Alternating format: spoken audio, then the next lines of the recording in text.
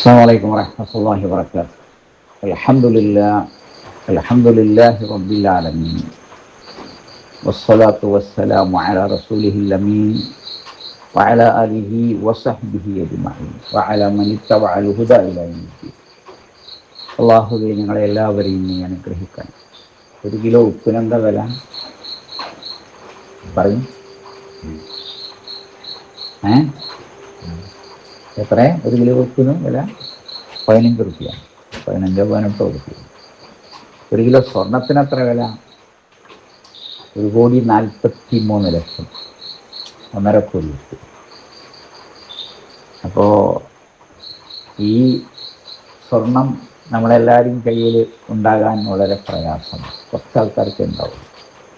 ഉണ്ടായാൽ തന്നെ അത് കൊണ്ടു നടക്കാൻ ബുദ്ധിമുട്ടാണ്, അത് അണിഞ്ഞു നടക്കാനും ബുദ്ധിമുട്ടാണ്. എന്നാലും നമുക്ക് എപ്പോഴും അത് സന്തോഷത്തോടു കൂടി കൈകാര്യം ചെയ്യാനും പ്രയാസമാണ്. നമ്മൾ ലോകത്തോട് പറഞ്ഞത് ആഭരണഭ്രമം ഒഴിവാക്കണം എന്നാണ്. അല്ലാഹു അനുഗ്രഹിക്കട്ടെ. ഉപ്പ് കയ്പ്പാക്കണോ രസാക്കണോ? ഉപ്പ് ലേശത്താൽ പാകത്തിനിട്ടാൽ അത് രസമാകും, അപ്പറായാലോ കയ്പ്പായി മാറും. അപ്പോൾ എങ്ങനെയാണ് നമുക്ക് സന്തോഷം ഉണ്ടാവുക? സന്തോഷത്തിന് സ്വർണം വേണം, വലിയ വണ്ടികൾ വേണം, വലിയ കൊട്ടാരങ്ങൾ വേണം എന്ന് വിചാരിച്ചാൽ എല്ലാവർക്കും സാധ്യമല്ല. കിട്ടിയാൽ തന്നെ സന്തോഷമുണ്ടാകണം എന്നുമില്ല.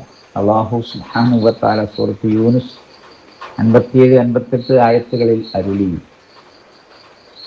ഖദ് ജാഅതുക്കും മൗഇദത്തും മിർ റബ്ബിക്കും വശിഫാഉൻ ലിമാ ഫിസ്സുദൂർ വഹുദൻ വറഹ്മത്തുൽ ലിൽ മുഅ്മിനീൻ. നിങ്ങൾക്കിതാ റബ്ബിൻ്റെ പക്കൽ നിന്നുള്ള ഒരു സതുപദേശം വന്നിരിക്കുന്നു. അത് ഹൃദയങ്ങളിലുള്ള എല്ലാ രോഗങ്ങൾക്കും ശിഫയാണ്.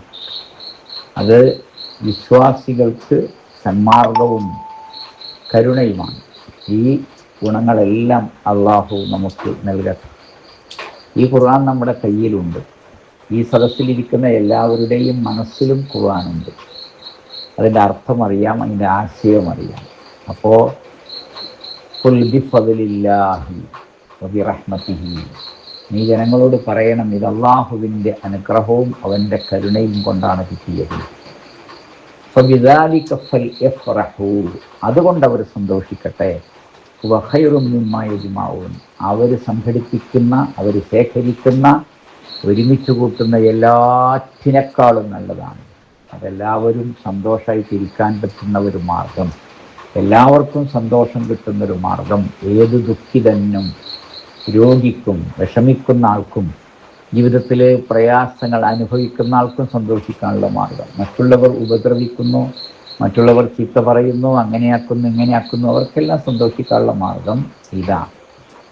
അപ്പോൾ തിരുനബി സല്ലല്ലാഹു അലൈഹി വസല്ലം അരുളിയ പോലെ, ലൈസൽ ഗിന ബികസ്റത്തിൽ അറബ്, സമ്പത്തല്ല ഐശ്വര്യം, സമ്പത്തല്ല സമ്പത്ത്.